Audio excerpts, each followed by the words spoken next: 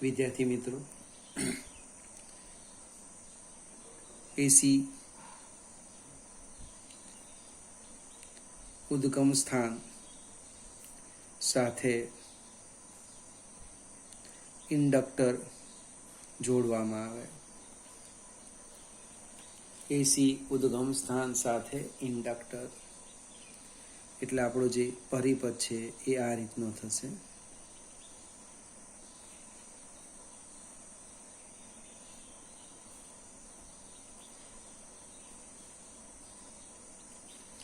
આકૃતિમાં દર્શાવ્યા પ્રમાણે જેનો ઓહમિક અવરોધ 0 હોય તેવો એક ઇન્ડક્ટર એસી ઉદ્ગમ સ્થાન સાથે જોડી પરિપથ પૂર્ણ કરવામાં આવે છે. એસી ઉદ્ગમ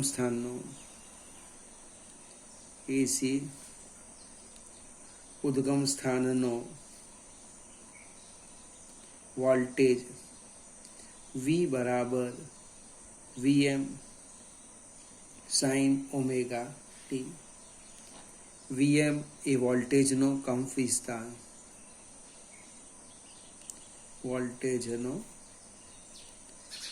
વિસ્તાર, ઓમેગા વોલ્ટેજની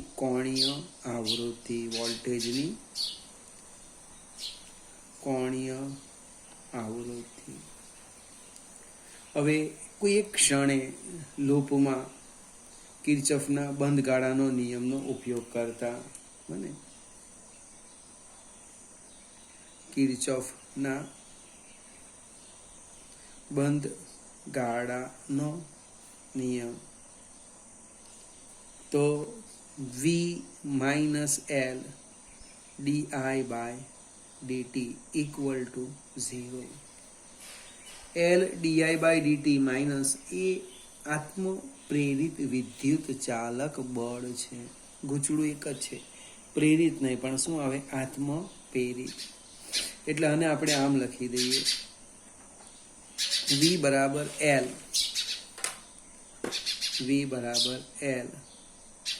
di by dt,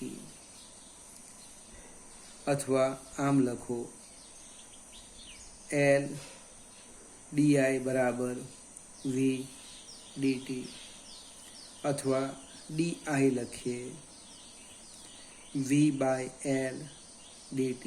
V ની કિંમત મૂકી દેવ, di બરાબર Vm sin omega T by L into dt.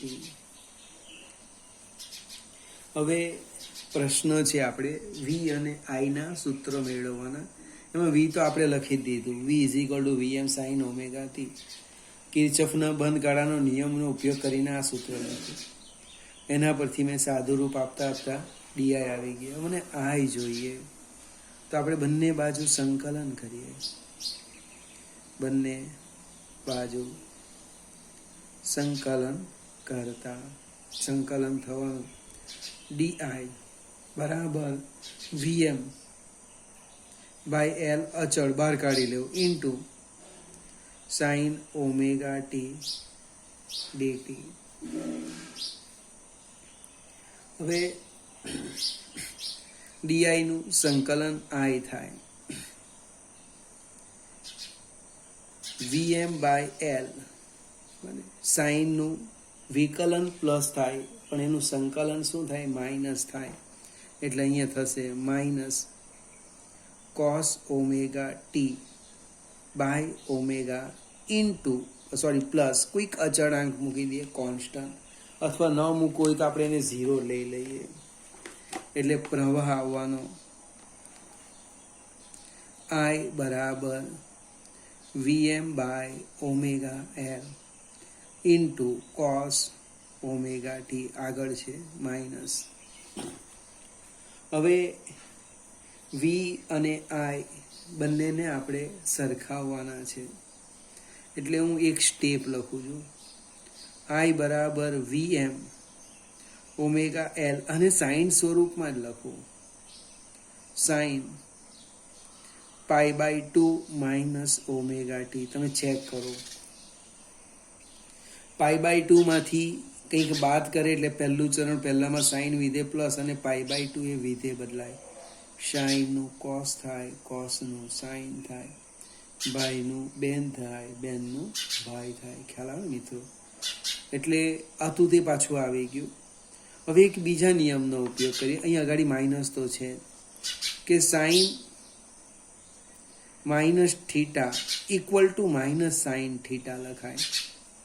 તો આમાંથી હું માઇનસ બહાર કાઢું બને તો શું થાય? જો I બરાબર minus VM omega L sine -1 में बाहर काढ़ा ओमेगा टी -π/2. आ माइनस से તમે બહાર એટલે ઓછા ઓછા શું થવાના? વત્તા થવાના. એટલે આપણો જે પર્પસ હતો સમજાવું એ એક્ઝેક્ટ આવી જાય છે. ઓમેગા ટી -π/2 અને આપણે આઈએમ કહી દઈએ. VM બાય ઓમેગા એલ એને શું કહેવાના? આઈએમ. એટલે કે આઈ બરાબર આઈએમ સાइन ओमेगा टी -π/2. ફરીથી આપણી પાસે આ સમીકરણ આવી ગયું અને 2 કહીએ અને વોલ્ટેજ જે છે એને 1 કહીએ. V બરાબર VM સાइन ઓમેગા ટી, I બરાબર IM સાइन ઓમેગા ટી -π/2. હવે બંનેની કળા સરખી નથી. તમે જો સમીકરણ 1 અને 2 નો અવલોકન કરો અથવા અહીંયા લખી દેમ. આ સમીકરણ 1, આ બંને સમીકરણમાં તમે ચેક કરો, બંનેમાં કળા સરખી નથી. અવરોધમાં કળા સરખી હતી. કોની કળા ઓછી? તો કે પ્રવાહની. વોલ્ટેજ કરતા ઓછી. કેટલી ઓછી? તો કે π/2 જેટલી. જો અહીંયા વત્તા લખતે તો વધી જતે. એટલે ઇન્ડક્ટરની અંદર આ એક વાક્ય લખાય છે. જો ઇન્ડક્ટરની અંદર પ્રવાહ એ વોલ્ટેજ કરતા π/2 રેડિયન જેટલો પાછળ ચાલે છે. હવે π/2 રેડિયન જેટલો પાછળ ચાલે એટલે એ પણ હું સમજાવું. જ્યારે V મહત્તમ હોય ત્યારે I મિનિમમ અને I મહત્તમ હોય ત્યારે V મિનિમમ. આપણે આલેખ દોરીએ તો ખ્યાલ આવશે. અને એનું એક ફેઝર દોરીએ. આપણે ફેઝર દોરીએ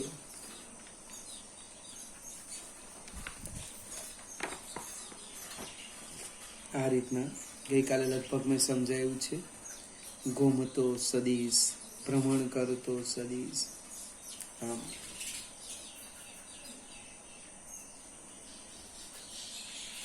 હવે V હું આ રીતના બતાવી દઉં. એકદમ ધીમેથી, કોઈ ઉતાવળ નહીં કરતા. આ મેં V એટલે કે VM બતાવ્યું. આ જે ખૂણો છે એ ઓમેગા ટી. હવે પ્રવાહ એ વોલ્ટેજ કરતા π/2 રેડિયન પાછળ ચાલે. એટલે આને લંબ π/2 એ આમ બતાવવાનું.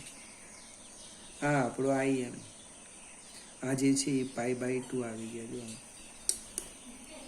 જો પ્રવાહ આગળ ચાલતો હોત તો π/2 આમ બતાવતે. આમ ખ્યાલ આવશે કે નહીં આવશે? અવરોધમાં શું હતું? બંને એક જ દિશામાં હતા. VM અને IM કેમ? સમાન કળામાં દોલન કરતા હતા. આની અંદર શું થવાનું? આમાં પ્રવાહ એ વોલ્ટેજ કરતા π/2 જેટલો કળામાં પાછળ ચાલે. એટલે એને આ રીતે બતાવ્યું અને આનો આપણે ઉપયોગ કરવાના છે. એટલે બરાબર સમજવાનું. આ પ્રવાહનો ફેઝર, આ વોલ્ટેજનો ફેઝર, આ ઓમેગા ટી, આ ખૂણો થવાનો કેટલો? ઓમેગા ટી -π/2 આ ખૂણો. અને ચરણ ચોથું છે. હવે આપણે પ્રવાહ વોલ્ટેજની વાત કરીએ તો આમાં સેજ આગળ જઈએ. આ રીતના ફિગર આમાં જ દોરી દઉં છું.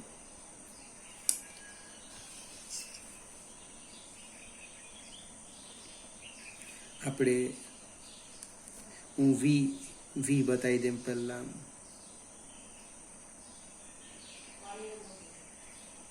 અને આ જે આલેખ બતાવ્યો એ વીનો છે. અહીંયા ઓમેગા ટી લખી દઈએ આપણે, એટલે અહીંયા omega T is equal to 0, એટલે સાઇન 0 0. અહીંયા પાય, અહીંયા જે સેન્ટર પકડી લઈએ એ પાઈ બાય 2, અહીંયા 3π/2 અને અહીંયા ટ્વાઇસ પાય. તમે ચેક કરો, સાઇન વિધેય છે, 0 એ 0, પાય 0, ટ્વાઇસ પાય 0, π/2 અને 3π/2 મહત્તમ થાય, +1 ને -1. હવે પ્રવાહ એ વોલ્ટેજ કરતાં પાછળ ચાલે, એટલે આમ બતાવીએ પ્રવાહ. જો વોલ્ટેજ મહત્તમ ત્યારે પ્રવાહ મિનિમમ, વોલ્ટેજ મિનિમમ ત્યારે પ્રવાહ મહત્તમ. જો આ લેખ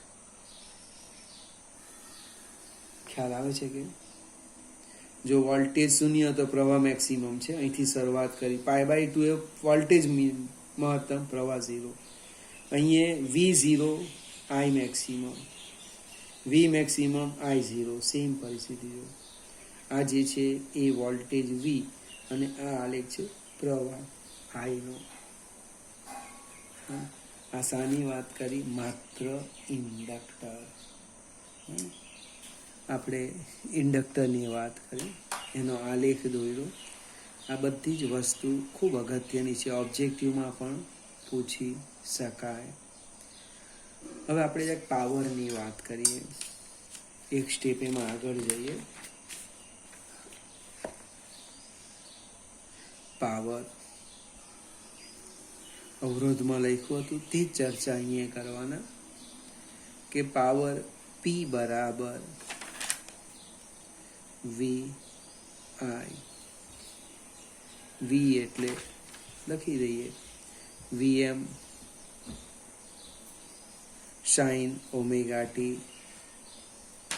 I એટલે લખી દઈએ IM sin ઓમેગા ટી -π/2. હવે આને સાદું રૂપ આપીએ આપણે,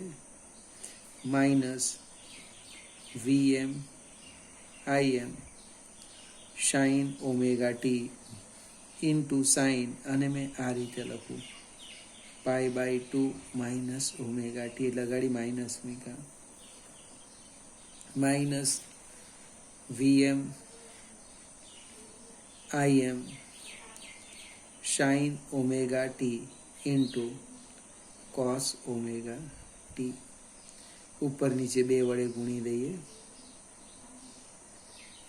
/2 into twice sin omega T cos omega T.